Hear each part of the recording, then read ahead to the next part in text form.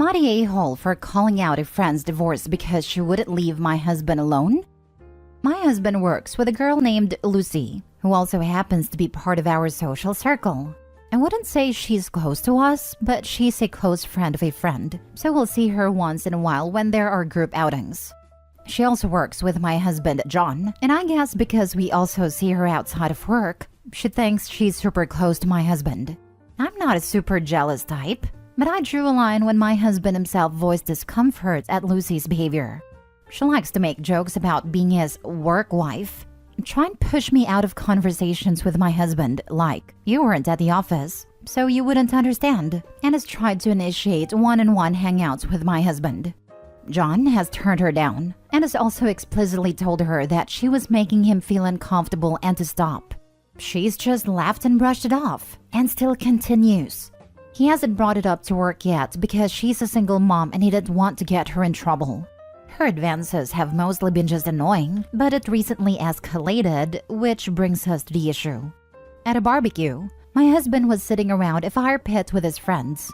I got up to get food, and I came back right as Lucy came and sat down on my husband's lap while joking, "Your work wife can entertain you while your normal wife is busy." This was the first time she made a physical advance, and my husband immediately jumped up and pushed her off.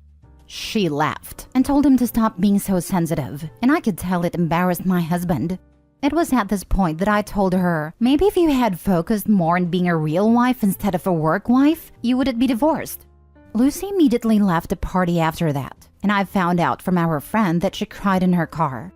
She since skipped and avoided all events where I'm there with my husband, which has caused a strain with our mutual friend.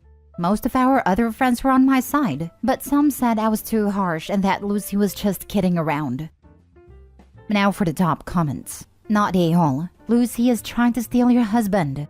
Thankfully, he is a good guy and isn't having it. Time for him to go to HR. There's a non-zero chance that she'll go first and report him for harassment. Good luck. He needs to file that yesterday. He should expect fallout for not addressing this more seriously. Work friends turn on each other constantly. Not a-hole. Lucy crossed a big line and needed to be put in her place publicly. It's probably the only way you and your husband could get her to stop. Bold and brazen while trying to cloak it as a joke. Wow. Also, all of the kinder and subtler ways were tried and dismissed. Was it harsh? Maybe. Necessary? Definitely. Not a-hole. Not a-hole. Lucy is lucky that she just felt your wrath, rather than your husband going to HR like he should. I understand completely why your husband doesn't want to. There are probably two reasons. One, he really doesn't want her to get in trouble. And two, it's embarrassing for a man to say they are being harassed. You should probably tell your husband that he needs to go to HR about it. She shouldn't lose her job over one instance, and she'll hopefully learn a very valuable lesson. Harassment at the workplace isn't a game. He needs to go to HR and get the facts on record before she goes and tries to twist his story. Unfortunately, he might need to start a resume as well, because HR can see it as who is the bigger liability. Hopefully his job performance is better than a single mom trying to steal someone else's husband and keeping him as in the company's better interest. Next story. Am I the a-hole for not wanting people at our pool? My fiancé and I own a house with a pool in the backyard.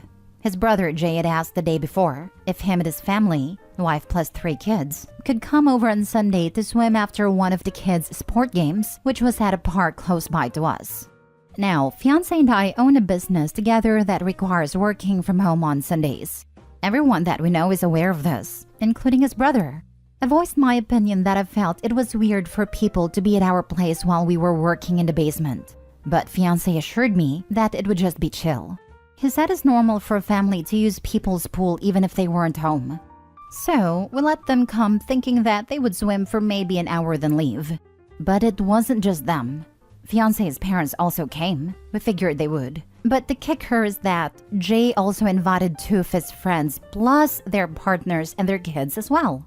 We do know these people, but both fiancé and I were not aware of this beforehand.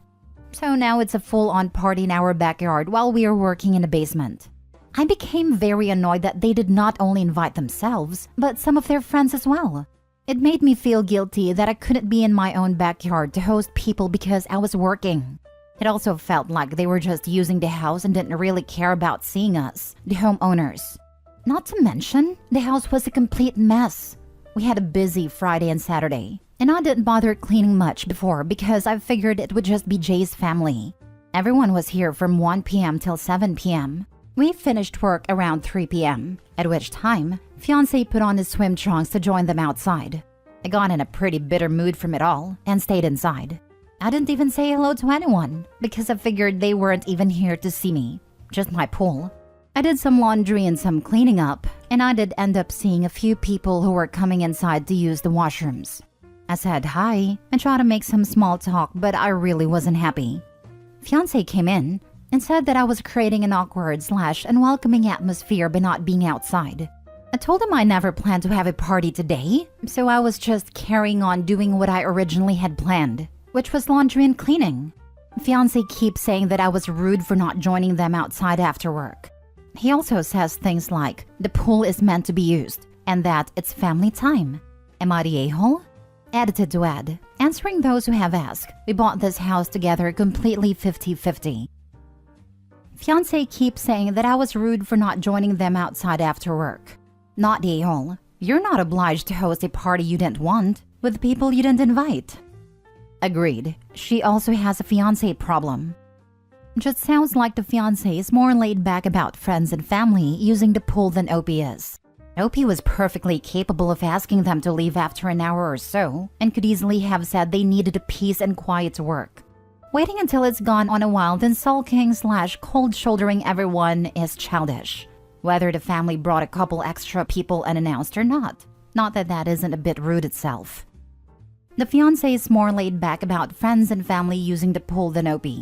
Of course he is. It's his side of the family. It's very usual to have an agreement that each spouse deals with their own side of the family to prevent some "how dare you say that" comments. Wanna bet that neither the fiancé nor his brother and his extended uninvited guests would be amenable to OP going out there and say, "People, that's enough. I have work to do." This is a fiancé problem, not a brother-in-law problem. Not the a-hole. This is the most concise statement that sums up the real issue. I wouldn't say it's necessarily a problem, just a pretty severe misalignment when it comes to the pool / having guests over / boundaries. Sounds like OP's fiancé likes having guests over and doesn't mind people using their pool whenever. And it is his pool too. He does get a say in who uses it and when. Next story. Am I the a-hole for not contributing to my boyfriend's home renovations? My boyfriend and I, both in our 30s, have been together for almost 2 years. Each make decent money, though he makes almost twice my income, and plan to marry and have kids in a year. Less than a year into dating, I agreed to move into his house, which he owned for several years at that point. Before officially moving in, all he requested to me was to pay 40% of the monthly mortgage and utilities payment and to take turns buying groceries. I gladly agreed and have consistently done that. I've also been paying for everyday necessities, such as toilet paper, soap, paper towels, etc. And we use my car 90% of the time because he's pointed out that my car is more gas efficient. I always pay for gas too. I estimate these extra monthly costs to be around $400 to $500 and never complain.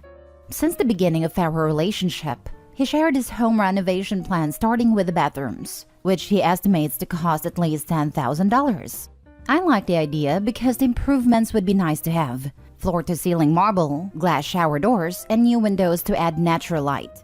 There are currently no issues with the bathrooms, but he insists we should get it done before we have kids, and would like me to contribute. I've always been upfront about my hesitation to contribute large amounts to a home I don't own because we aren't married yet, and I'm not on the deed. I also don't want to be like his ex who contributed to similar expenses, and obviously that didn't work out. I told him it would give me comfort in knowing I contribute large amounts to something I also own, and also shared my insecurity about ending up like his ex, which he thinks is ridiculous because nothing's guaranteed anyway. We could marry and divorce. He recently had other improvements made to the house which costed about $10,000. I didn't help pay or request these things, but I have made previous comments about how these upgrades would be nice to have eventually. Lately, it seems my boyfriend has been building resentment towards me for not contributing more because he's made comments that my monthly mortgage contribution doesn't help a lot and that it feels like he will always be alone in this. I've told him I have no issues with contributing more once I'm on the deed. Edit. I wanted to provide a little clarification/extra info in response to some of the comments. The 40% I pay is towards the mortgage and utility bills, and by his calculations, the total for that is $800. That, plus the extra $400 to $500 I spend, brings my monthly contribution to about $1,200 to $1,300. According to a quick Google search, the average cost of a one-bedroom apartment in my city is about $1,600. We're both aware that I pay less than the average, and I've expressed my gratitude for not having to pay that much anymore. I rented a one-bedroom apartment before moving in and have done this for years. Also aware that utilities like electricity and gas can fluctuate, so I'm also grateful to pay a fixed amount towards that every month. Although we mostly use my car and I always pay for gas and the monthly city parking, he is very experienced and handy with cars, and has done my oil changes, so I have not had to bring my car in for maintenance at a shop. Not a-hole. Don't pay for work on a house you have no legal claim to. Quite honestly, you need to take a step back from paying the amount you do, in my opinion. I could see covering/splitting utilities and groceries, but why are you paying any amount of money to a mortgage you're not on? And in addition to that, you're the one putting all those miles on your car. And if he doesn't contribute to gas, I'm assuming he doesn't contribute to maintenance either. And you're not even the first partner he's pulled this crap with? I don't know, bestie. The red flags are starting to pile up. She's paying it for rent. Why should she live there rent-free? But the renovations? Yeah, she definitely shouldn't pay for those. Not a-hole. He basically made a rental agreement with you, but expects you to contribute like you're an owner. If he feels like he'll always be alone in this, then he should formalize your partnership. This is it. Does that mean he never plans to marry? Never plans to co-own assets, including a house? Because that's a flag of a certain color flapping in the breeze there. Not a-hole. Don't contribute to something you don't own without more agreement. If he raises the rent, discuss the gas and other costs. As far as the house goes, you're a tenant. As partners, though, it's time for a serious discussion about plans and timelines and feelings, especially if you're thinking about kids in a year or so. I would only contribute to the renovations if there was a signed notarized note detailing the monies given with a stipulation that the funds would be returned in the event the relationship doesn't work out. He could just be a man trying to build a home and life for you both, but he makes twice your income, expects 40% of mortgage for rent, and uses your car 90% of the time. That's an uneven split of costs.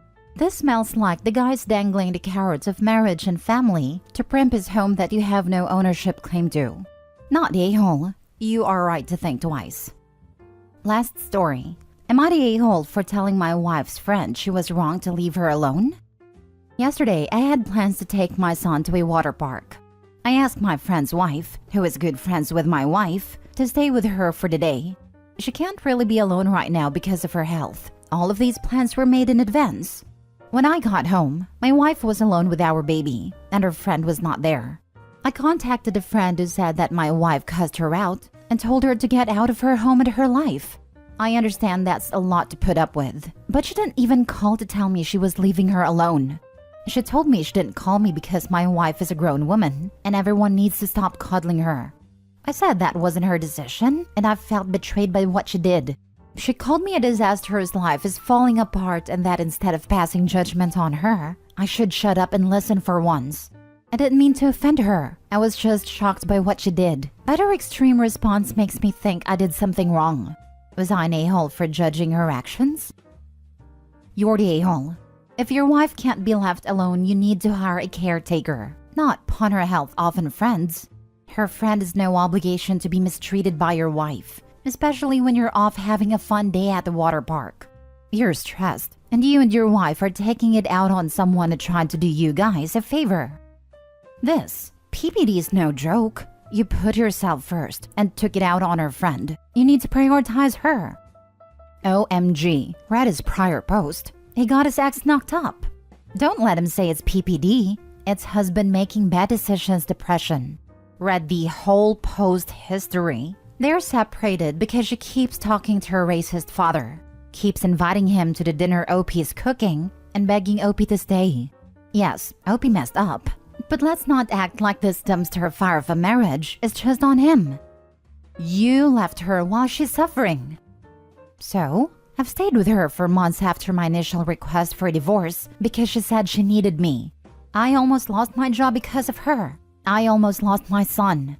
She has alienated herself from almost all of our friends and is trying to prevent me from maintaining contact with them. Where is the line? When does it stop? I love the person she used to be, that I thought she was. But when does it end? Is this my life now? Have you taken her to see a doctor to put her on meds? Please take the baby from her and hire a caretaker for her until she's better. Continue on with your divorce, but know you have to pay child support. Right now, sir, for the friend incident, you're the a-hole. You need to listen to the friend. Good luck, dude. She wouldn't return after the first appointment, nor will she take the medication that was prescribed. I cannot afford to hire a caretaker for her, especially since she almost got me fired by calling my boss and telling him if she died, it would be his fault when I had to go into the office for a mandatory 1-hour meeting. If something like that is truly happening, then you need to call the police or a mental health facility to get your wife the help she desperately needs. At this point, she is a danger to herself and to your baby. Money be damned, would you rather be in debt from getting your wife help? Or in debt from 1 or possibly 2 funerals because you didn't take this seriously? Because that is the route you are risking right now. And putting that on your friend is absolutely disgusting and out-of-line behavior. That is an out-of-line request. That is not your friend's job to deal with that, and you should never have put that on them.